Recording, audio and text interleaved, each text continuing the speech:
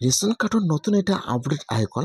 সেইটো আপডেট হ'ল আপোনালোকৰ যদি ৰেচন কাৰ্ড আছে আৰু আপোনালোকৰ কাৰোবাৰ নাম এড হোৱা নাই আপোনাৰ ফেমিলি মেম্বাৰৰ, এতিয়া কিন্তু বৰ্তমান ৰেচন কাৰ্ডত ফেমিলি মেম্বাৰ নাম এড হৈ আছে।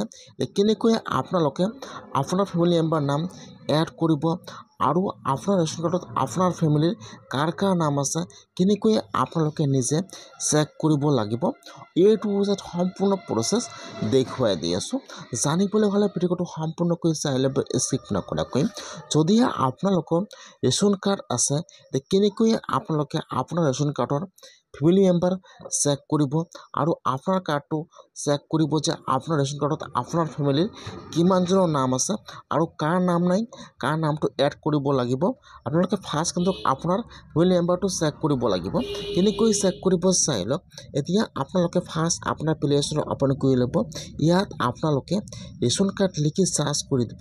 ইয়াত যিটো 1 নম্বৰত এপ আহি যাব মিৰা ৰেচন কাৰ্ড, এতিয়া আপোনালোকে সেইটো এপৰ ওপৰত ক্লিক কৰিব।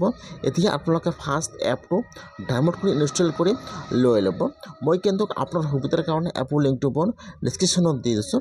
আপোনালোকে ফাৰ্ষ্ট এপটো এইটোৱে ডাউনলোড কৰি ইনষ্টল কৰি লৈ ল'ব। তাৰপিছত আপোনালোকে এতিয়া এপটো অ'পেনত ক্লিক কৰিব। ইয়াত আপোনালোকে সকলো ইয়াত এলত ক্লিক কৰি দিব, এল'। এতিয়া আপোনাৰ ওচৰত ইয়াত ফাৰ্ষ্ট আহিব লেংগুৱেজ, ফাৰ্ষ্ট আপোনালোকে লেংগুৱেজটো ছিলেক্ট কৰি লৈ ল'ব। ইংলিছ আছামিজ ছিলেক্ট কৰি লৈ ল'ব। মই লৈছোঁ ইংলিছ। এতিয়া এইটো হোম পেজ অ'পেন হৈ যাব। নেক্সটত ক্লিক কৰিব।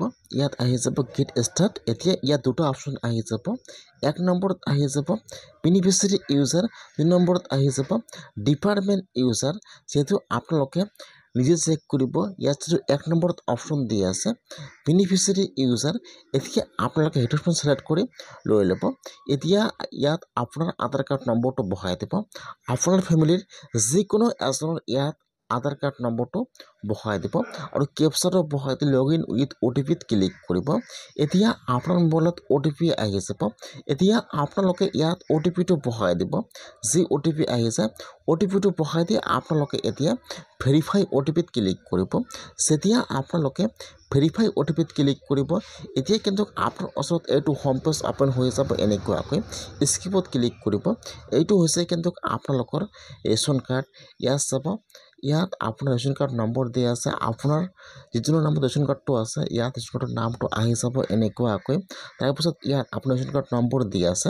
এতিয়া আপোনালোকে সেইটো কাৰ্ডৰ ওপৰত ক্লিক কৰিব। ইয়াত এইটো হৈছে আপোনাৰ ৰেচন কাৰ্ড। যেতিয়া আপোনালোকে সেইটোৰ ওপৰত ক্লিক কৰিব, এতিয়া আপোনাৰ ফেমিলিৰ কিমানজনৰ নাম আপোনাৰ ৰেচন কাৰ্ডত আছে ইয়াত সকলো শ্ব' কৰিব এনেকুৱাকৈ। ইয়াত চাব আপোনাৰ ৰেচন কাৰ্ডত আপোনাৰ ফেমিলিৰ কিমানজন সদস্যৰ নাম আছে ইয়াত সকলো আহি যাব এনেকুৱাকৈ। এতিয়া আপোনালোকে ৰেচন কাৰ্ডটো ডাউনলোড কৰি ৰাখিব পাৰে অথবা আপোনালোকে চেক কৰিব পাৰে। যদি আপোনাৰ ৰেচন কাৰ্ডত আপোনাৰ ফেমিলিৰ কাৰোবাৰ নাম এড হোৱা নাই তেনেহ'লে কিন্তু বৰ্তমান ৰেচন কাৰ্ডত ফেমিলি মেম্বাৰ এড হৈ আছে। কেনেকৈ আপোনালোকে আপোনাৰ ৰেচন কাৰ্ডত আপোনাৰ ফেমিলি মেম্বাৰ নাম এড কৰিব, মই এইটো ভিডিঅ' অলৰেডি বনাইছোঁ। আপোনালোকে অতি সোনকালে ফৰ্মটো ডাউনলোড কৰি লৈ ফিল আপ কৰি আজিয়ে আপোনালোকে আপোনাৰ পঞ্চায়তত জমা কৰক। বৰ্তমান ৰেচন কাৰ্ডত ফেমিলি মেম্বাৰ এড হৈ আছে। আপোনালোকে এনেকুৱাকৈ চেক কৰক ফেমিলি